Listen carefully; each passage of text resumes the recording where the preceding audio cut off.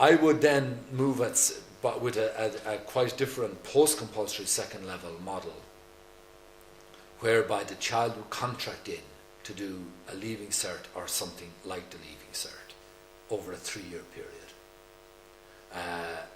And then obviously there's a further and higher education dimension. I actually think further and higher education has done a lot in the area of lifelong learning. And in particular, I think the Institutes of Technology have. Not just in terms of matures, but maybe even more so in terms of socioeconomic participation.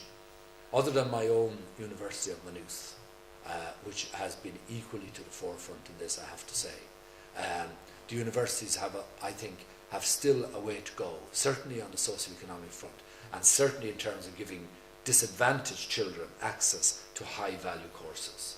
I keep saying that as far as I know, there has never been a traveller trained as a primary teacher in Ireland, as a secondary teacher in Ireland, or as a doctor, or even as a nurse in Ireland. So if that happened with the blacks in Alabama, we would wonder about racism in America. So we all have work to do. Life-wide, I'd be looking at whole new ways of creating a lifelong learning experience with multiple learning sites. We need to re-evaluate the possibilities of the community, the workplace and the home in lifelong learning.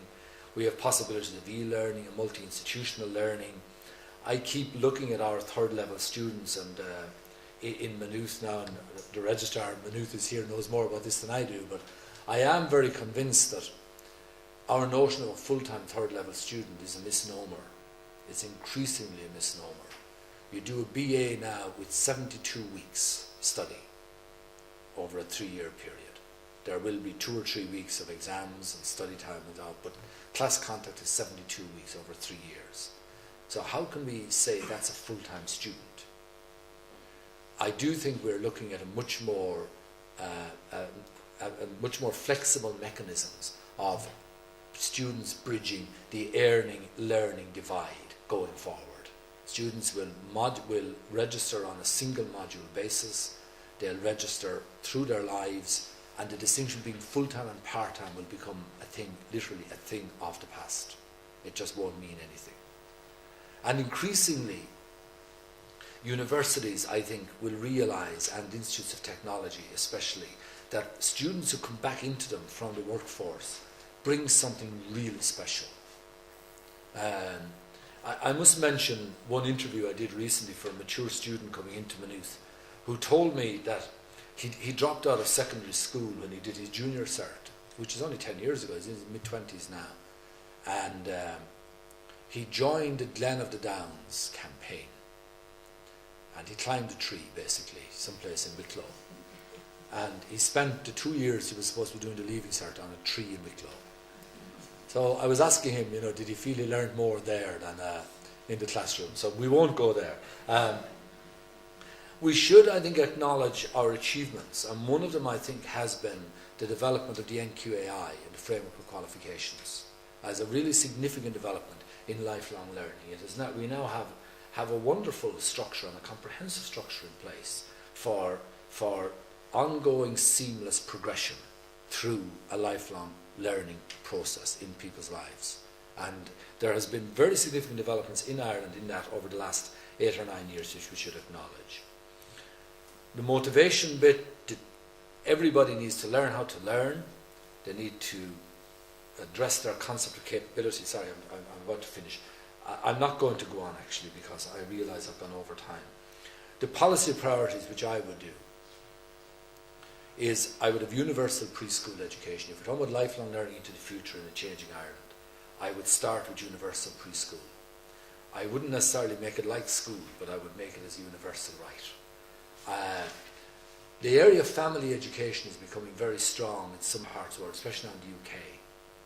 I think we must not assume that because people are able to produce babies, that they have the skills to actually for the social and cultural development of the child in a changing context. The world has changed so much, and parents need to be supported in this.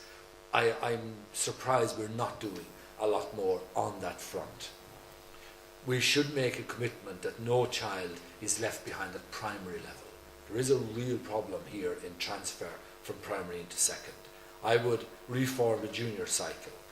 At third level, I would introduce a national entitlement to 180 credits of free third level education, regardless of when you took it or what modality you took it by, whether it's full-time, part-time or anything else, but that it would be a national entitlement.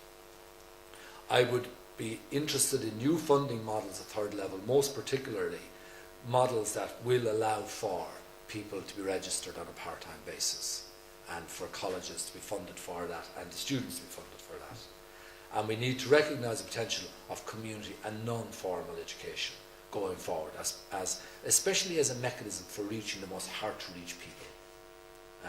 People in disadvantaged communities, in disadvantaged areas, people with a sense of their own educational problems. So they are the priorities that I would like to go to stress. The final point I would make is in the context that we are here. Obviously, I go back to the multicultural issue and the notion of Ireland as a global site, but also as a European society. We have a challenge in Irish third-level education with somehow getting our students in Ireland to go abroad. And I think it's something we, as an educational community here, it's actually something we need to address. We even have several students now doing European languages who haven't actually lived in the European country of the language that they're studying, apart altogether from those who would simply go and spend a semester in a university on the continent. And really, it seems to me that, I don't know what the current figures are, but I always know in Dundalk, we would have had at least twice as many students coming into us as would go. And I think that's something we, as a group of, as a community of educators here, it is actually something we need to address and find ways of somehow enabling our students and encouraging them and maybe funding them, or possibly even saying you have to spend some time in a university outside of the country.